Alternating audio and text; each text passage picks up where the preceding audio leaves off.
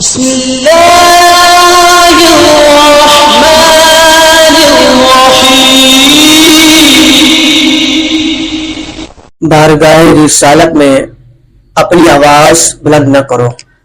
حضرات محترم، اللہ رب العزت نے قرآن مجید و فرقان حمید کی سورۃ الحجرات آیات نمبر 2 میں ارشاد فرمایا، یا ایہا الذین آمنوا لا ترفعوا اصواتکم فوق صوت النبی ولا تجہروا لہ بالقول کجہر بعضکم لبعض ان تحبط اعمالکم وانتم لا تشعرون۔ اے ایمان والو، اپنی آوازیں اونچی نہ کرو اس نبی کی آواز سے، اور ان کے حضور بات چلا کر نہ کرو جیسے آپس میں ایک دوسرے کے سامنے چلاتے ہو، کہیں تمہارے اعمال برباد نہ ہو جائیں اور تمہیں خبر بھی نہ ہو۔ اللہ رب العزت نے اس آیت مبارکہ میں بھی ایمان والوں کو اپنے حبیب صلی اللہ علیہ وسلم کے 2 عظیم آداب سکھائے۔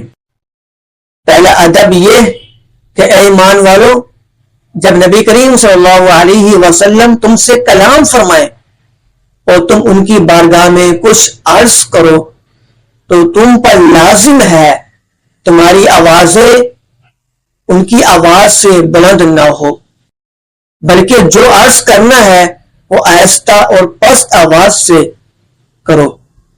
اور دوسرا ادب یہ سکھایا کہ نبی کریم صلی اللہ علیہ وسلم کو ندا کرنے میں ادب کا پورا لحاظ رکھو، جیسے آپس میں ایک دوسرے کو نام لے کر پکارتے ہو، فلاں فلاں بن فلاں، اس طرح نہ پکارو، بلکہ تمہیں جو عرض کرنا ہے وہ ادب و تعظیم کے کلمات اور عظمت والے القاب کے ساتھ پکارو۔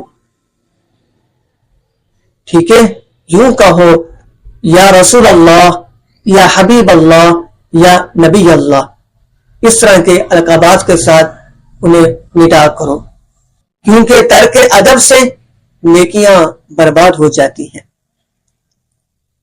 حضرات محترم، مفتی احمد یار خان نعیمی علیہ الرحمہ اس آیات کے تحت اپنی کتاب شان حبیب الرحمان میں فرماتے ہیں کہ اللہ رب العزت نے مسلمانوں کو بارگاہ رسالت میں حاضری دینے کے آداب سکھائے ہیں۔ اگرچہ اب نبی کریم صلی اللہ علیہ وسلم کا ظاہری وصال ہو چکا، آپ ظاہری وصال فرما چکے، مگر آداب باقی ہیں۔